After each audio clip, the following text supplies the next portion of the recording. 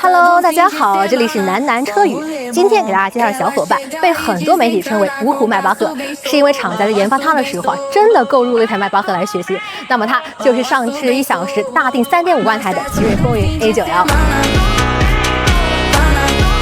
那么咱们今天就来唠唠它到底有什么亮点，符不符合阁下的口味呢？从试驾地点就可以看得出非常符合东方美学设计，并且围绕着它的上善若水、云汇江山打造了这样一台车，停在这里是不是相当的优雅？但通过这电动尾翼还有它6活塞卡钳，你可以看出它肯定有暴躁的一面。风云 A9L 的价格区间是15到20万，那么15万能够买到什么尺寸的车呢？这就是风云 A9L 最大的惊喜。532，车长超5米，轴距3米，车宽接近2米，是一台 C 级车。据说1.8米的骨架长坐在后排就能翘2郎腿，咱们来看看真实表现。前排已经调到了1.8米的座位，怎么样？这个后排表现还有座椅加热，厂家说它的头部空间和横向空间都已经达到了迈巴赫的水平，只有腿部空间差一点。但人家迈巴赫毕竟是 D 级车嘛，虽然这台车的价格不高，但是坐起来明显能感觉到档次不低，因为车身大面积用的这皮质手感呢非常柔软，而且据说是零甲醛无污染的。座椅呢，厂家说用的是迈巴赫同款的工艺，可以做到10年不变形，真的和迈巴赫学习了很多。15.6英寸悬浮式中控屏加全液晶仪表，车机用的是高通骁龙8255。展示一下流畅度。打开空调，打开车窗，打开天窗，再播放一首音乐。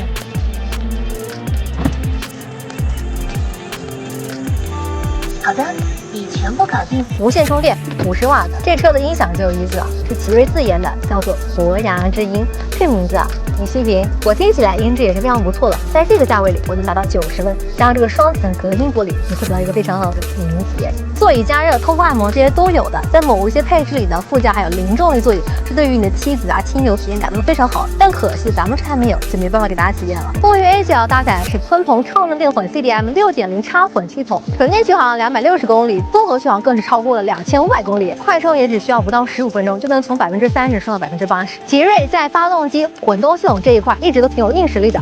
这个续航表现应该是很多人会选择 A9L 的原因。10几万的车用上了6活塞卡钳，4驱版甚至能够进4秒俱乐部，甚至还有一个运动套件版，不管你是偏商务还是偏运动 ，A9L 都能够满足你。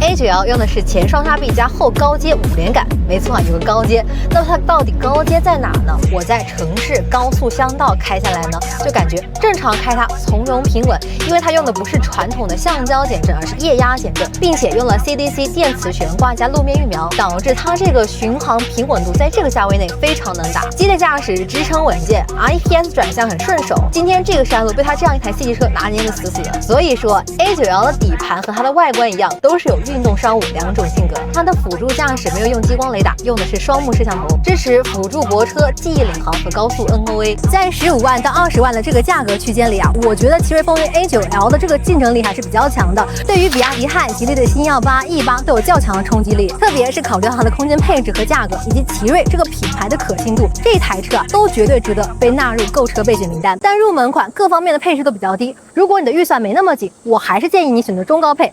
那么下期想看什么车？评论区告诉我。